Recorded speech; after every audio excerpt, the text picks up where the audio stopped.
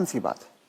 तो अब जो आदमी 75 का हो गया, उसने खुद अपनी लंबी उम्र की तैयारी ही नहीं करी, और जब उसने कोई तैयारी खुद नहीं करी है तो उसका परिवार या उसके समाज उनको कैसे तैयारी, वो कैसे तैयारी करेंगे? तो आपका ये कहने का मतलब है कि पहले तो शायद वो 60 साल तक जीता तो बहुत बड़ी बात थी, तो जब तक वो कमा रहा था वो जी रहा था, अब वो 80 साल तक जी रहा है। तो इसके जो परिणाम है वो भी इकोनॉमिक एंगल मुझे समझाइए।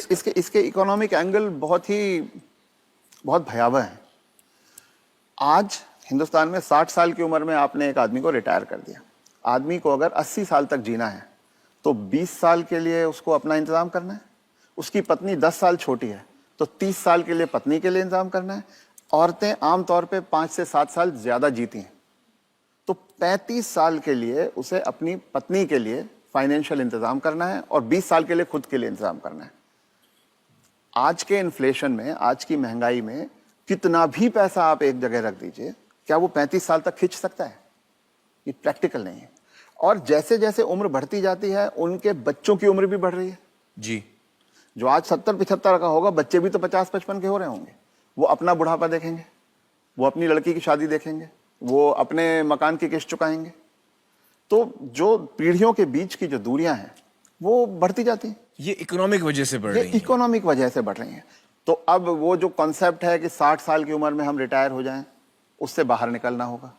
जब तक शरीर साथ देता है काम करते रहना है और 2 पैसे कमाते रहना है जी। कुछ करके किसी तरह से अपनी आर्थिक स्वतंत्रता को कायम रखना चाहिए, जितने ज्यादा से ज्यादा समय तक हम रख सकते हैं।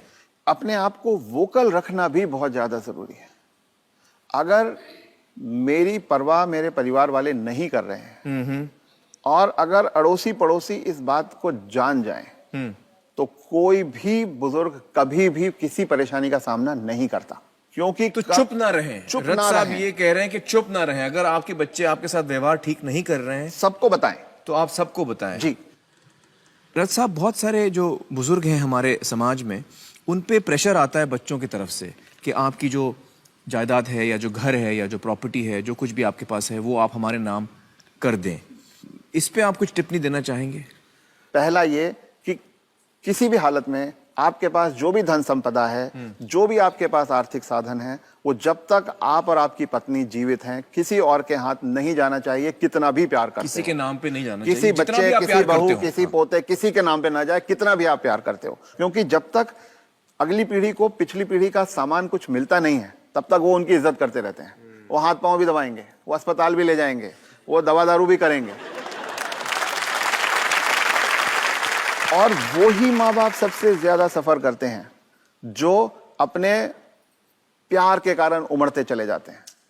मेरा बेटा, मेरी बेटी, मेरी बहू, मेरा पोता, जो ये मेरा मेरा करना जिसने शुरू किया, बस वहीं से उनके दुर्गति के दिन शुरू हो जाते हैं।